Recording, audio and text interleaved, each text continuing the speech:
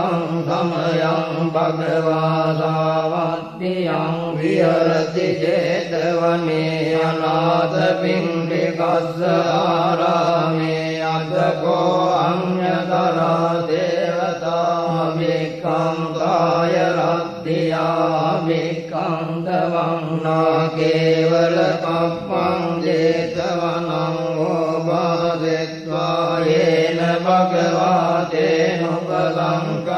උපසංකමිත්වා භගවන්තං අභිවාදෙත්වා ඒකමංකං අට්ඨාදේකමංකං පිතාකෝසා දේවතා භගවන්තං ගාතාය අඤ්ඤභාගී බහුදේවා මනුස්සාච මංගලානි අචින්තයං ආකංකමානාසොත්තානං බ්‍රෝහි මංගල මුත්තමං අසේවනාච බාලානං පණ්ඩිතානං ච සේවනා පූජාච පූජනීයානං ඒකං මංගල මුත්තමං පතිරෝපදේශවාලෝච බුබ්බේත කත පුඤ්ඤතාත්ත සම්මා පණිදිච ඒකං මංගල මුත්තමං බාහුසච්ඡං ච සිප්පං ච විනයෝ ච සුසික්ඛිතෝ සුභාසිතා ච යාවාචා ඒකං මංගල මුත්තමං මාතාපිතෝ උපට්ඨානං බුද්ධ දාරස්ස සංඝෝ අනාකුලාච කම්මං කායේතං මංගල මුත්තමං ආනං ච ධම්මචර්යාච ඥාතකානං ච සංඝෝ අනවජ්ජානි කම්මානි ඒතං මංගල මුත්තමං ආරති විරති පාපා මජ්ජපාදාච සංයමෝ අප්පමාදෝ ච ධම්මේසෝ ඒතං මංගල මුත්තමං කාරවෝ ච නිවාතෝ ච සම්දොට්ඨේස කතං නුතා කාලේන ධම්ම ශ්‍රවණං ඒතං මංගල මුත්තමං කාන්ති ච රෝචස්සතා සමනානං ච දස්සනං කාලේන ධම්ම සාකච්ඡා ඒතං මංගල මුත්තමං කපෝච බ්‍රහ්මචර්යාච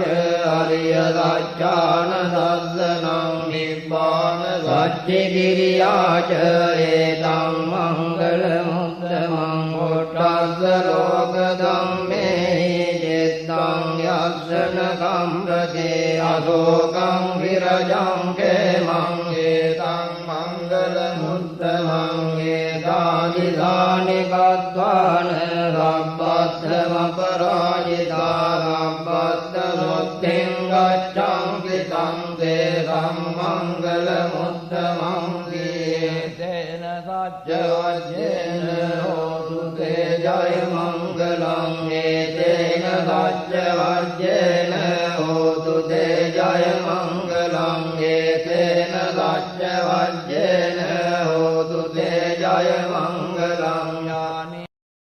ඉදං තිසංගේ රතනං පනේතං ඒතේන සච්චේන සුවග්ගයෝ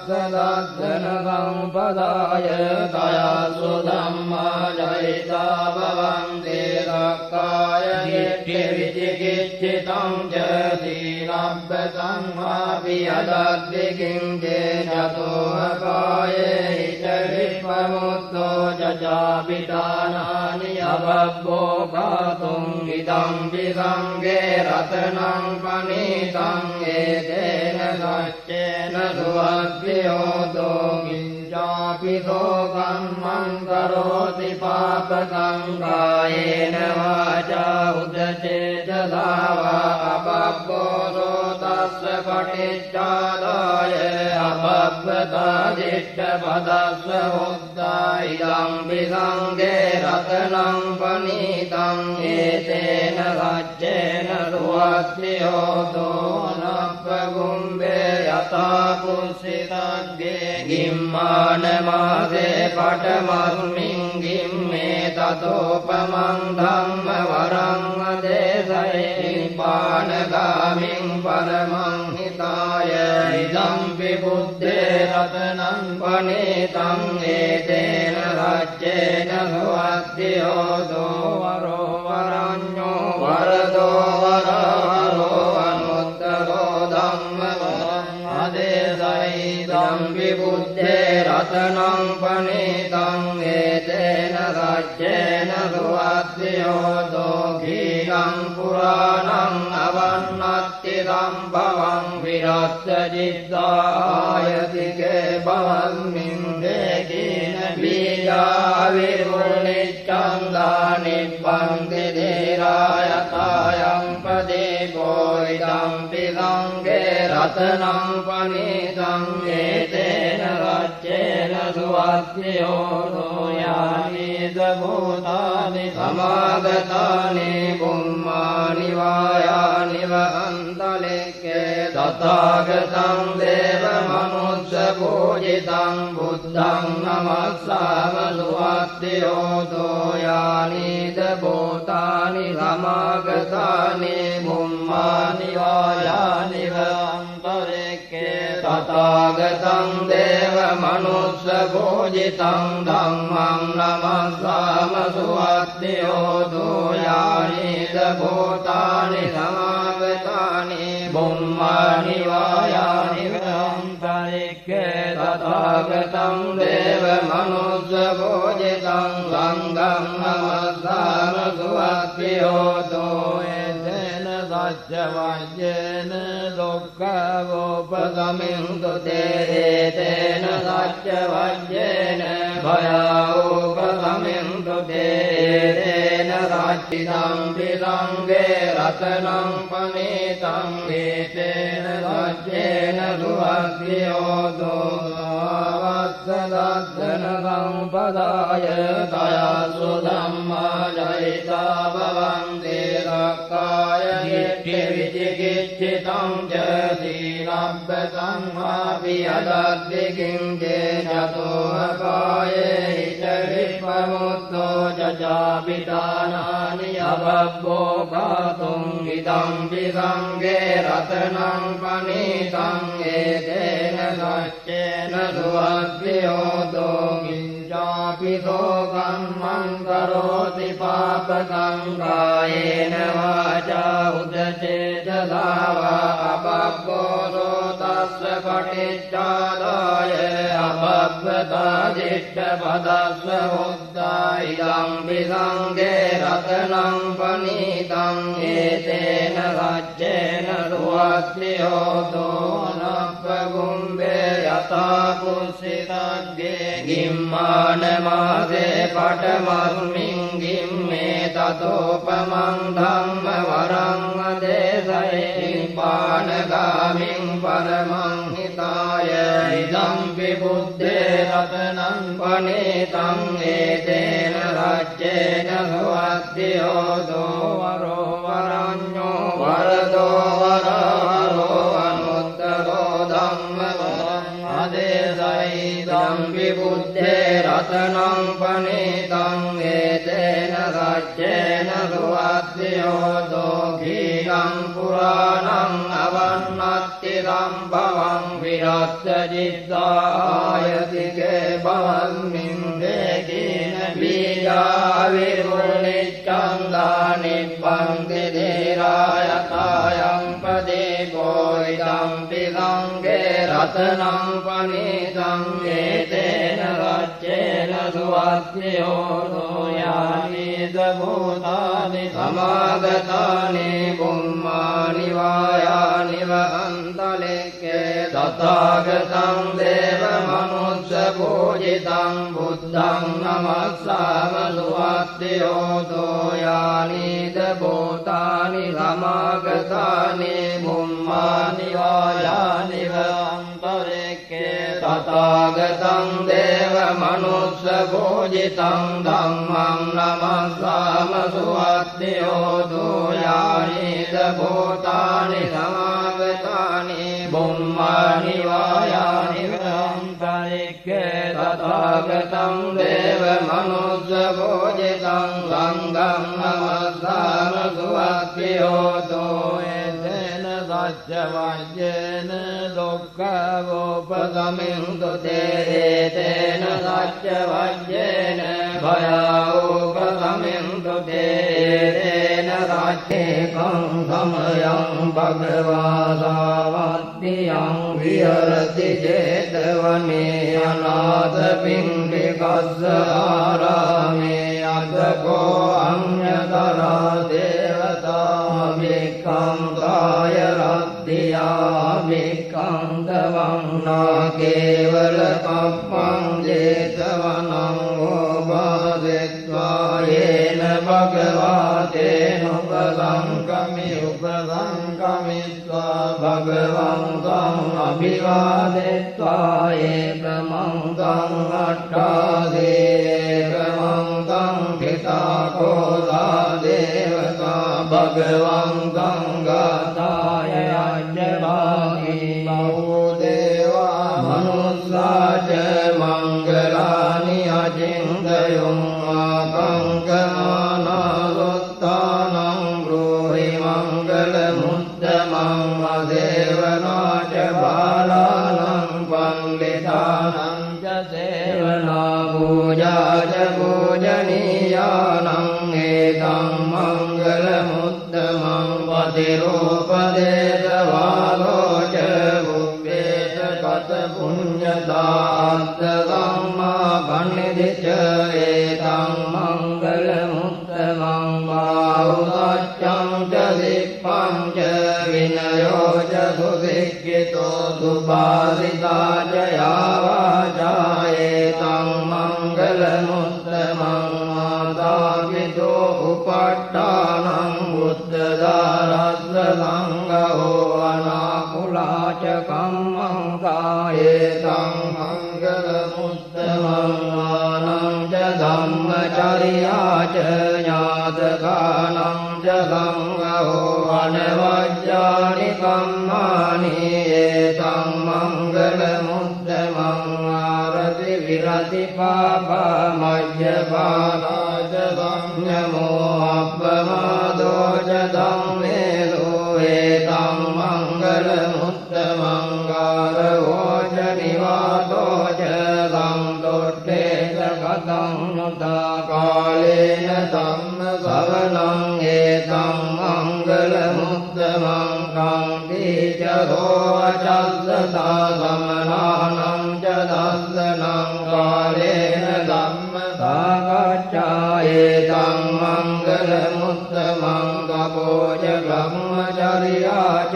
අරිය සත්‍යාන දස්සනං නිබ්බාන සච්චිකිරියාච ඒතං මංගල මුත්තමං කොට්ටස්ස ලෝක ධම්මේ චිත්තං යස්සන කම්රතේ අශෝකං විරජං කේමං ඒතං මංගල මුත්තමං ඒතාදිසානි කତ୍වාන රබ්බස්සම පරාජිතා රබ්බස්ස සොත්තෙන් ගච්ඡං කිතං තේසං මංගල මුත්තමං තේන සච්චවජ්ජේන හෝතු තේ ජය මංගලං ඒතේන සච්චවජ්ජේන හෝතු තේ ජය මංගලං ඒතේන සච්චවජ්ජේන හෝතු තේ ජය මංගලං ඥානි ඒකං සමයං භගවා සාවත්තියං විහෙරති චේතවනේ අනාථ පිණ්ඩිකස්ස ආරාමේ අද්දකෝ අඤ්ඤතරා දේවතා වික්ඛං කාය රද්දියා වික්ඛං දවංනා කේවල කප්පං ජේතවනං ඕපාදෙත්වා යේන භගවා තේන උපසංකමිත්වා භගවං තං අභිවාදෙත්වා ඒකමං තං අට්ඨාදේකමං තං පිතාකෝසා දේවතා භගවං තං ගාතාය අඤ්ඤවාහි බහුදේවා මනුස්සාච මංගලානි අචින්තයං ආකංකමානාලොත්තානං බ්‍රෝහි මංගල මුත්තමං මුත්තමං අසේවනා ච බාලානං පණ්ඩිතානං ච සේවනා පූජා ච පූජනීයානං ඒතං මංගල මුත්තමං පතිරෝපදේශ වාලෝ ච බුබ්බේත කත පුඤ්ඤතාත්ත සම්මා පණිදිච ඒතං මංගල මුත්තමං බාහුසච්ඡං ච සිප්පං ච විනයෝ ච සුසික්ඛිතෝ සුභාසිතා ච යාවාචා ඒතං මංගල මුත්තමං ආදාවිතෝ උපට්ඨානං බුද්ධ දාරස්ස සංඝෝ අනාකුලා ච කම්මං කායේතං මංගල මුත්තමං ආනං ච ධම්මචර්යා ච ඥාතකානං ච සංඝෝ අනවජ්ජානි කම්මානි ඒතං මංගල මුත්තමං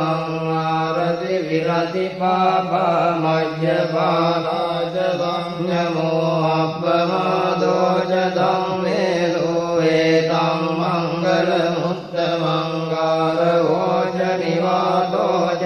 සම්දොට්ඨේ ච කතං නුතා කාලේන ධම්ම ශ්‍රවණං ඒතං මංගල මුත්තමං කාන්ති ච රෝචස්සතා සමනානං ච දස්සනං කාලේන ධම්ම සාකච්ඡා ඒතං මංගල මුත්තමං තපෝ ච බ්‍රහ්මචර්යා ච අරිය සත්‍යාන දස්සනං නිබ්බාන සච්චි කිරියා ච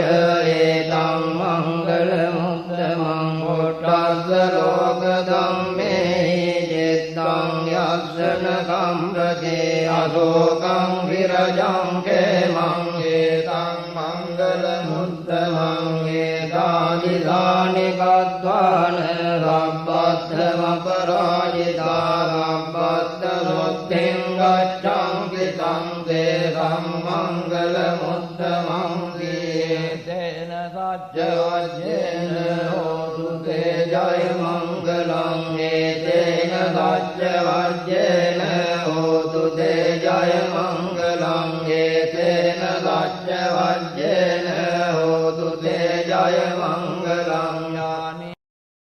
ඒකං සමයං භගවා සාවත්තියං විහෙරති චේතවනේ අනාථ පිණ්ඩිකස්ස ආරාමේ අද්දකෝ අඤ්ඤතරා දේවතා වික්ඛං කාය රත්තියා වික්ඛං දවංනා කේවල කප්පං ජේතවනං ඕපාදෙත්වා යේන භගවා තේන උපසංකමිත්වා භගවං තං අභිවාදෙත්වා ඒකමං තං අට්ඨාදේ ඒකමං තං පිතාකෝසා දේවතා භගවං තං ගාථාය අජ්ජවාහි බහුදේවා මනුස්සා ච මංගලානි අචින්තයං ආකංකමානසොත්තානං බ්‍රෝහි මංගල මුත්තමං අසේවනා ච බාලානං පණ්ඩිතානං ච සේවනා පූජා ච පූජනීයානං ඒතං මංගල මුත්තමං පතිරෝපදේශ වාලෝ ච බුබ්බේත කත පුඤ්ඤතාත්ත සම්මා පණිදිච ඒතං මංගල මුත්තමං බාහුසච්ඡං ච සිප්පං ච විනයෝ ච සුසික්ඛිතෝ සුභාසිතා ච යාවාචා ඒතං මංගල මුත්තමං ආදාවිතෝ උපට්ඨානං බුද්ධ දාරස්ස සංඝෝ අනාකුලා ච කම්මං කායේතං මංගල මුත්තමං ආනං ච ධම්මචර්යා ච ඥාතකානං ච සංඝෝ අනවජ්ජානි කම්මානි ඒතං මංගල මුත්තමං ආරති විරති පාපා මජ්ජපාලා ච සංයමෝ අප්පමාදෝ ච ධම්මේසු ඒතං මංගල මුත්තමං